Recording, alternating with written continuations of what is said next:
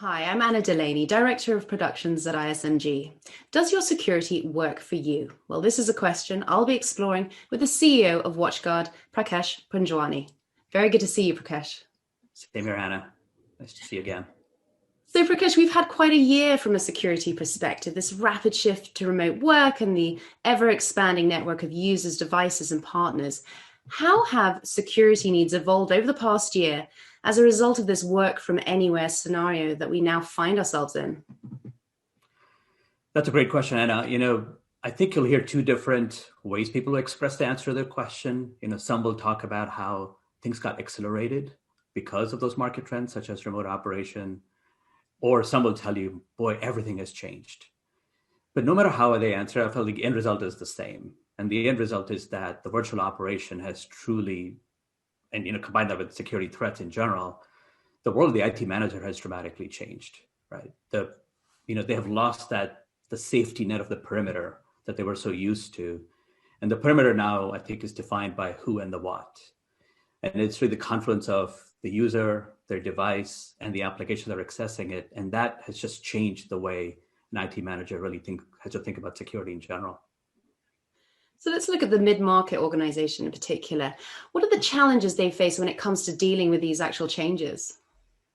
Yeah, I think part of that, the trend I just talked about, is that the challenge for those customers is that they're managing dramatic complexity that they had never had to do before, right? I mean, you think about that globally distributed workforce, and now everybody is distributed, right? Every person coming in is coming from different environments. So if you're an IT manager who takes security very seriously, you almost have to think of every user coming into your network as a hostile user, because you have no idea what their operating environment is, where they're coming from, right? What the environment is at home or wherever they might be. That, coupled with just the shortage of security resources, it means that the IT manager's complexity has gone to the level that they really have to start thinking about what kind of help they can seek, and ultimately to truly provide security for their enterprise in general. So in order to cope with this complexity, an MSP could be a solution. We've seen the demand for managed services grow exponentially over recent years, but when should you actually consider an MSP? I think you almost have to go back to where you started with, is your security working for you? And I feel like if you're the IT manager of a mid-market company, you have to start answering that question for yourself. And I start thinking about, it starts with, if the answer is no, I don't think it's kind of working for me, it's the why. And you'll find that the why usually comes down to, for a lot of those folks, it's complexity that we just talked about, shortage of resources or skill sets, because cybersecurity professionals are just getting harder and harder to find for them, right, to really help create the right security solutions for them. And even how they pay for it, right? Because when I say, is the security working for you, it's also the cost element as well, where you're spending a lot of money, but you just don't think you're getting the return on it. And you put all those things together, I think that's when you really start thinking about a managed service provider, right? Because the answer could be that MSP for you, especially if you're short of resources. MSPs can provide that for you, right? But on top of it, the MSP can help them simplify their security and deployment on top of that. And that really comes from, when integration, automation, and collaboration of security services really starts working for you. And to me, that's really the time to go to the MSP. Right. So a senior IT manager might ask, well, how does an MSP fit into my business and security operating model? So how would you respond? I think it starts with those questions you first ask yourself. And I think it will all depend on kind of what the answer is. If it's really resource issue, right, you're going to look for an MSP from that perspective and be able to justify it. But the one thing I would also refer to is that the cost element and what business models you're willing to kind of work with. And when I see the trends right now in the market, a lot of our end users, when they start to question the value of security, they're kind of going to more very classic software type models applying to security now, which is more consumption-based approaches. So that's another element, right, that you can bring forward to your MSP and say, hey, does my business model even work for you? Are you able to kind of provide the flexibility that I want in the way security gets deployed and the way I want to even pay for it? And those are just some of the considerations you must have, before you select the right MSP for you. Now we need to trust our partners. So what's key to building a really good, strong, solid relationship? Yeah, that's a great question. And I'm going to give you an answer that is kind of, tried and true, as you could say. It's all about being customer centric. And and when I think about, who's really going to win in this space, it's those customer centric MSPs. And when I say customer centric, it really doesn't just mean an MSP that just does what the customer wants. Actually, sometimes it's the opposite, right? It's actually taking care of that customer's needs and having the hard conversations about what their environment is, what level of security do they need, what are they really trying to protect. And sometimes, you'll see MSPs who come into a customer environment, they assess everything that's out there and they recommend their own stack, right? They'll walk in and say, look, for you to be secure, this is our security stack. You must deploy it. And the reason they do that, and actually it may come across as, boy, that doesn't sound very customer centric, right? You're just telling me what to do.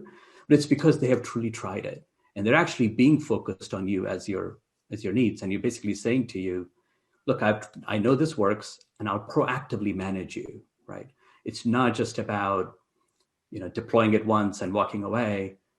That customer centricity really comes from the fact that you're always looking out for that customer of yours. And to me, that's the true winner in this space, is those customer centric MSPs. And finally, Prakash, tell us about WatchGuard. How are you actually helping companies address their security challenges? Look, I know it's been the most bizarre year. On a personal level, there's just so much tragedy everywhere in the last 12 to 14 months. But as a company, we had also our most exciting year ever. Despite the pandemic, we pulled off a great strategic acquisition. We acquired a company called Panda Security Europe. It's our largest acquisition as a company. And, it's a great product. It's an endpoint security product. It's a great product. We've been looking at companies for many, many years to add to our portfolio in that area. And we're truly, truly proud to pull that off because it is enterprise-grade security, but built in line with our mission. And our mission really is to provide a security platform for managed service providers. And when I think about that mission, it's been true for many, many years for WatchGuard. It means a few things to us. And one is, to enable that MSP that I just talked about, for them to deliver that security we think they should be delivered to the end user, you have to have a portfolio of services, which for us now includes network, endpoint, Wi-Fi, and authentication, all built into one platform that we manage through something we call WatchGuard Cloud. But not only are they centrally managed, we enable automation and collaboration across all services, right? And that truly, truly simplifies the life of the MSP, because even MSPs, while they have security resources, even they have some of the same constraints some of the end users do. So we truly, enable them to simplify security. And everything we're building is with identity at its core. Because also when you look at the security landscape, right? Yeah, if you don't have an identity-based approach, which allows us to then enable zero trust architecture into the platform, that's where a lot of the challenges come in with breaches as well. So we're kind of build that platform with that flexibility and collaboration in mind. And on top of it, we've enabled amazing flexible business models for MSPs as well. It's something we call FlexPay, and it includes everything from the classic term-based licenses, but all the way to very, very modern API integrated consumption-based business models, which then truly allows the MSPs to kind of control their costs as well of deploying security, but also meet the needs of the end customer. So I'm truly excited for what we have kind of built, and we're so much excited for the future that's ahead of us as well. It certainly does sound exciting. Thank you so much for your insight, Prakash. Absolutely. Thank you, Anna. I've been speaking with Prakash Panjwani, CEO of WatchGuard, and for ISMG, I'm Anna Delaney.